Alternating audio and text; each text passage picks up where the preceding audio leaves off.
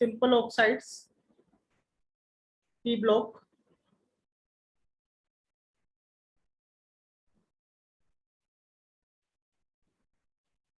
तो बेटा जो फर्स्ट टाइप का सिंपल ऑक्साइड है that is our acidic oxides. Acidic oxide को आपको आइडेंटिफाई करना है या पहचानना है, तो क्या करेंगे? देखिए, एसिडिक ऑक्साइड मतलब these are the oxides of non metal. ये नॉन मेटल के ऑक्साइड्स होते हैं। अब एसिडिक का मतलब क्या है?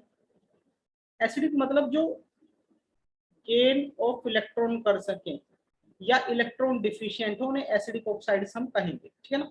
नॉन मेटल के ऑक्साइड हैं तो इनमें हम एग्जांपल्स आपको बता सकते हैं, जैसे कार्बन डाइऑक्साइड है, नॉन मेटल है, इसका ऑक्साइड है।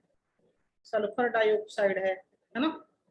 और आपके बहुत सारे कोई भी नॉन मेटल का ऑक्साइड, Cl2O7 है, क्लोरीन का ऑक्साइड है, नाइट्रोजन डाइऑक्साइड है, नाइट्रोजन ट्राइऑक्साइड है, नाइट्रोजन पेंटाऑक्साइड है, N2O5 है ना। सल्फर ट्राइऑक्साइड है, सल्फर डाइऑक्साइड है। तो कहने का मतलब नॉन मेटल के जो ऑक्साइड होंगे वो सारे के सारे आपके क्या होंगे? एसिडिक ऑक्साइड होंगे, चाहे वो NO2 है, NO3 है, वट एवर नॉन मेटल के ऑक्साइड होने चाहिए। तो वो एसिडिक इन नेचर होंगे। रीजन क्या होगा कि ऑक्सीजन इलेक्ट्रॉन डिफिशिएंट है, इलेक्ट्रॉन चाहिए, और साथ में जो नॉन मेटल्स इनके साथ कनेक्टेड है इनकी भी नेचर इलेक्ट्रॉन को अट्रैक्ट करने की है। तो ओवरऑल ये फुल पैकेज इलेक्ट्रॉन करने के कैपेबल है और इलेक्ट्रॉन को गेन करने के कैपेबल है, तो ये एसिडिक इन नेचर शो करेगा। तो आप आई होप अब इसमें पहचान कर लेंगे, आइडेंटिफाई कर लेंगे बड़ी आसानी से। इसके साथ साथ एसिडिक ऑक्साइड में एक और कैटेगरी है, higher oxides of metal.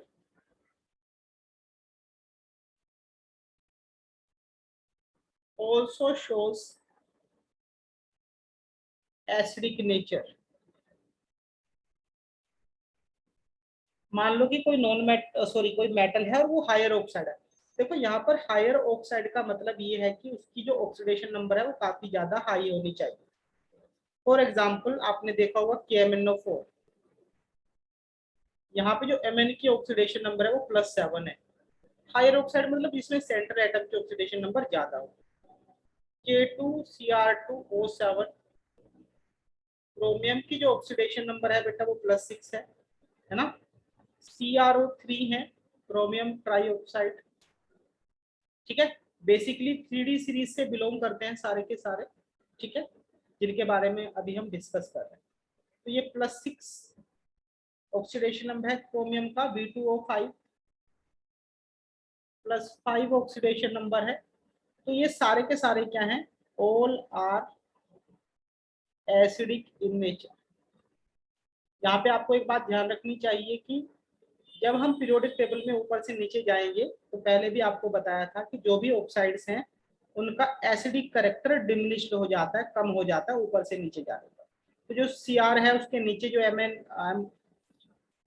MO आएगा, उसके नीचे जो W आएगा, तो उनके जो ऑक्साइड है उनका एसिडिक करेक्टर कम होता चला जाएगा, ये बात ध्यान रखना।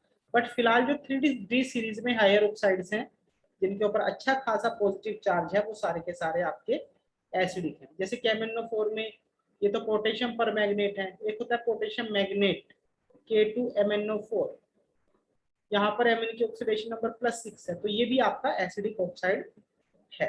तो दो कैटेगरी है, नॉन मेटल के सारे ऑक्साइड्स जो होंगे वो आपके एसिडिक होंगे, और मेटेलिक कैटेगरी में जो हायर पॉजिटिव ऑक्सीडेशन वाले हैं वो एसिडिक होंगे। अब ये एसिडिक क्यों हो जाते हैं? तो इसलिए हो जाते हैं कि +7 +6 एक बड़ा चार्ज है। अब जो बड़ा चार्ज है वो किसी बॉडी से इलेक्ट्रॉन लेगा, यानी खुद रिड्यूस होना चाहेगा। तो खुद रिड्यूस होना चाहेगा, इलेक्ट्रॉन को गेन करेगा, तो गेन करेगा तो ये एसिड ही है। एसिड की पहचान ही है कि वो गेन ऑफ इलेक्ट्रॉन करता है लुईस कॉन्सेप्ट के हिसाब से। तो ये इसका एक पोर्शन क्लियर होता है एसिडिक ऑक्साइड। इसके बाद हम दूसरी कैटेगरी पे जाते हैं सिंपल ऑक्साइड्स में, बेसिक ऑक्साइड्स। देखिए बेसिक ऑक्साइड का मतलब ऐसे ऑक्साइड्स जो बेस की तरह बिहेव करते हैं उन्हें हम बोलते हैं बेसिक ऑक्साइड्स। इसमें देखा गया है कि जो लोअर ऑक्साइड्स होते हैं ऑफ मेटल, उसमें जो हमारे मेन है mainly from group number 1 and group number 2 elements, ये एलिमेंट्स प्रेजेंट हैं।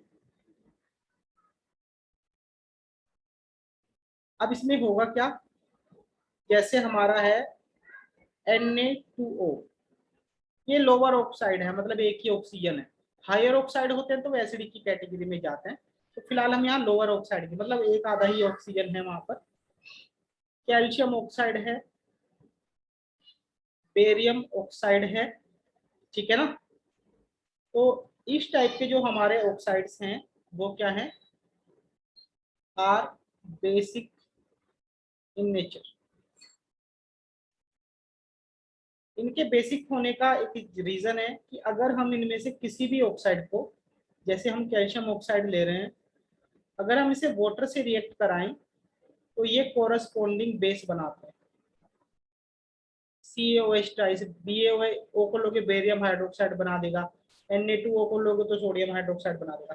तो ये कोरस्पोंडिंग बेस बनाते हैं वाटर में डिजोल्व होने पर। तो इसीलिए इन्हें हम क्या बोलते हैं, बेसिक ऑक्साइड्स बोलते हैं।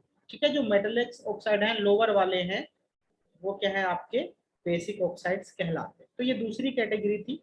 ठीक है, इसके बाद तीसरी कैटेगरी के अंदर हम जाते हैं सिंपल ऑक्साइड में, और वो है आपके एम्फोटेरिक ऑक्साइड्स। Amphoteric oxides. अब एम्फोटेरिक ऑक्साइड, जैसे एम्फोटेरिक से आप क्या समझते हो, एम्फोटेरिक का मतलब ये जो ड्यूअल बिहेवियर शो करते हैं, ड्यूअल बिहेवियर शो करेंगे। अब ड्यूअल बिहेवियर मतलब वो एसिड की तरह भी एक्ट कर सकते हैं और वो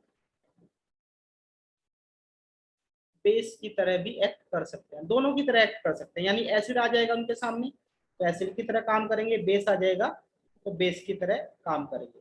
अब इसमें मैं एक एग्जांपल ले लेता हूं फॉर एग्जांपल। तो जो बेस्ट एग्जांपल है वो है Al2O3, एल्यूमिनियम ऑक्साइड। अब देखो, मान लो कि आपसे क्वेश्चन पूछ ले कि एल्यूमिनियम ऑक्साइड एम्फोटेरिक ऑक्साइड है, तो आप इसे प्रूफ कैसे करोगे।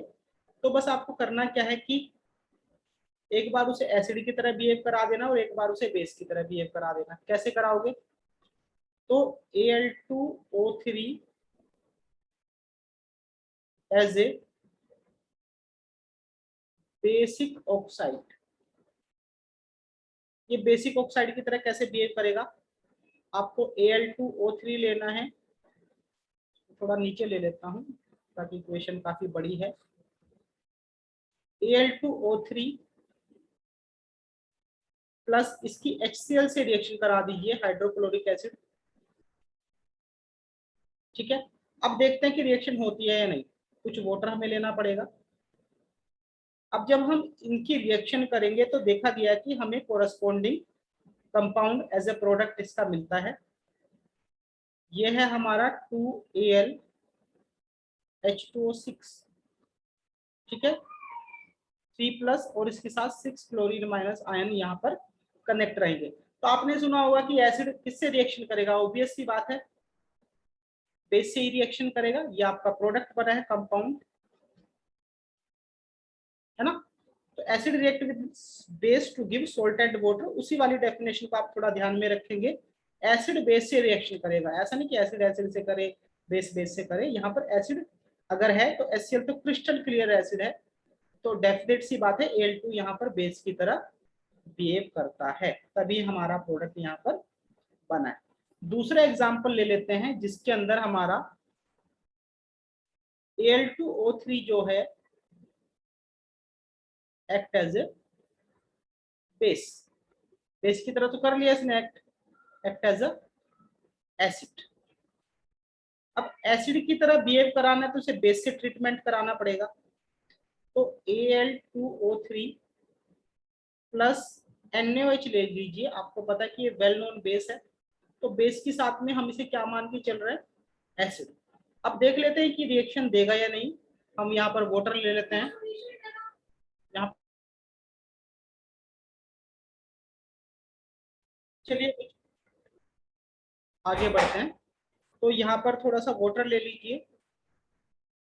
अब देखिए, जब यहाँ पर Al2O3 एक बेस से रिएक्शन कर रहा है तो हमारा प्रोडक्ट बनता है Na3AlOH6, इस तरीके से बना।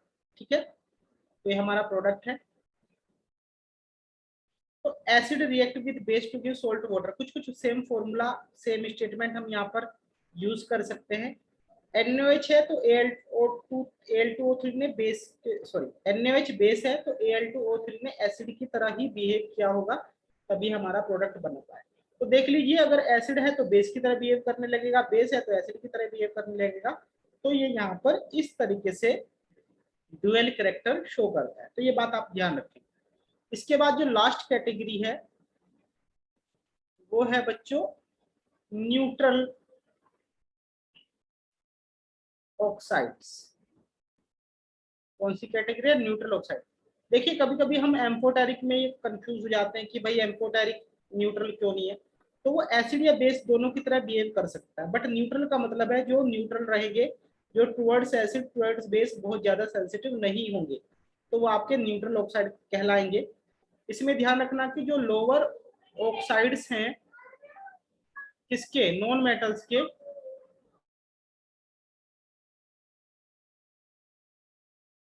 तो बेटा जो इसमें एग्जांपल हैं आपके lower oxides of non metal, जो नॉन मेटल के लोअर ऑक्साइड्स हैं वो आपके न्यूट्रल इन नेचर होंगे। इसमें आपके कार्बन मोनोऑक्साइड, लोअर ऑक्साइड इसलिए कह रहा हूँ कि एक कार्बन, क्योंकि हायर ऑक्साइड तो नॉन मेटल के एसिडिक की कैटेगरी में चले जाते हैं। तो कार्बन मोनोऑक्साइड है, नाइट्रोजन मोनोऑक्साइड है, Na2 Na